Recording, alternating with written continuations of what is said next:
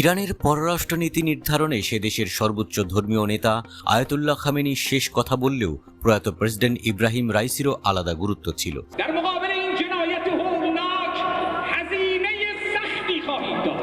Israel Hamas সংঘাত শুরু হওয়ার পর থেকেই তেল আবিবের বিরুদ্ধে রণকৌশল সাজানোই বড় ভূমিকা রাখেন রাইসি।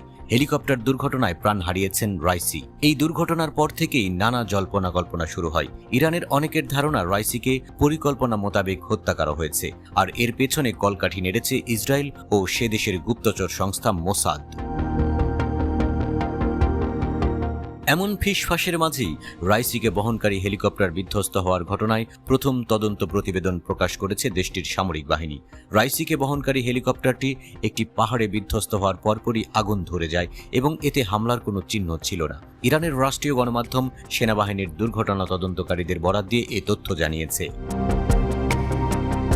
পার্বত্য অঞ্চলে হেলিকপ্টার বিধ্বস্ত হয়েই ইরানের প্রেসিডেন্ট ইব্রাহিম রাইসি সহ 9 জনের মৃত্যু হয়েছে। প্রথমবারের মতো তদন্ত রিপোর্ট প্রকাশ করে এমনটাই জানালো ইরানি সেনাবাহিনী। রিপোর্টে বলা হয়, রাইসির হেলিকপ্টার বিধ্বস্তের পর গত সোমবার দুর্ঘটনাস্থলে যায় তদন্তকারী দলের সদস্যরা। বিশেষজ্ঞ প্রযুক্তিবিদদের সমন্বয়ে এই তদন্তকারী দল গঠিত হয়। বলা হয়েছে, হেলিকপ্টারটি পুরো পথ ধরে তার পূর্ব নির্ধারিত পথেই ছিল এবং ফ্লাইট রুট থেকে বিচ্যুত হয়নি। রাষ্ট্রীয় টেলিভিশনে দুর্ঘটনার তদন্তের দায়িত্বে থাকা সশস্ত্র বাহিনীর সাধারণ কর্মীদের বিবৃতিটি পাঠ করা হয়। দুর্ঘটনার প্রথম বিবৃতিতে কারো দোষ দেয়া হয়নি, তবে আরও তদন্তের পরে আরও বিশদ আসবে বলে জানিয়েছে।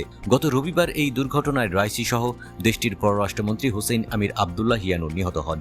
দুর্ঘটনার আগে কন্ট্রোল টাওয়ার এবং হেলিকপ্টারের ক্রুদের মধ্যে যোগাযোগে সন্দেহজনক কিছু ছিল না। দুর্ঘটনার 1.5 মিনিট আগে রাইসির হেলিকপ্টারের পাইলট প্রেসিডেন্টের বহরে থাকা অন্য 2 হেলিকপ্টারের পাইলটের সঙ্গে যোগাযোগ করেন। বিবৃতিতে বলা হয়েছে, হেলিকপ্টারটিতে গুলি চালানোর কোনো চিহ্ন ছিল না।